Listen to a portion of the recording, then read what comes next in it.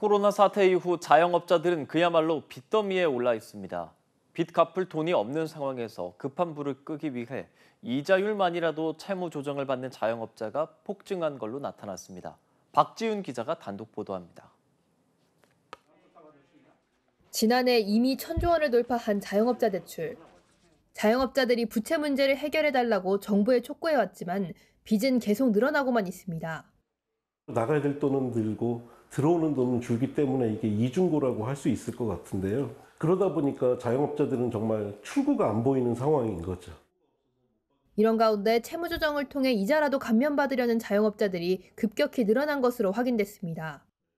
올해 상반기 사전 채무 조정을 받은 자영업자 수는 지난해 상반기보다 무려 200% 넘게 늘어난 것으로 나타났습니다. 개인 워크아웃을 확정받은 자영업자 수도 18%가량 늘었습니다.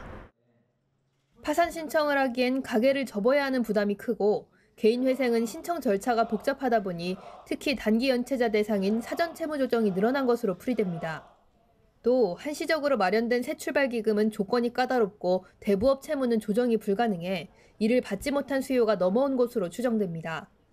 전문가들은 자영업자의 부채에 대한 근본적인 해결책이 없어 미봉책에만 매달리는 현상이 반복되고 있다고 지적합니다.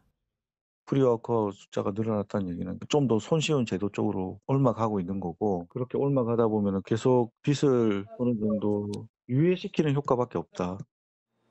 부채 문제를 일단 가장 손쉬운 방식으로 돌려막기 하고 있을 뿐이란 겁니다. 회생을 위한 좀 더 적극적인 금융 대책이 필요할 것 같고요. 미소금융이나 한복기금, 또 안정기금 이런 부분들을 좀 도입해서 좀 적극적인 금융 대책과 또 리스크 관리를 좀 강화해야 돼. 일각에선 정부가 원금 탕감 등 과감한 대책을 마련해야 한다는 목소리도 나옵니다. 연합뉴스TV 박지훈입니다.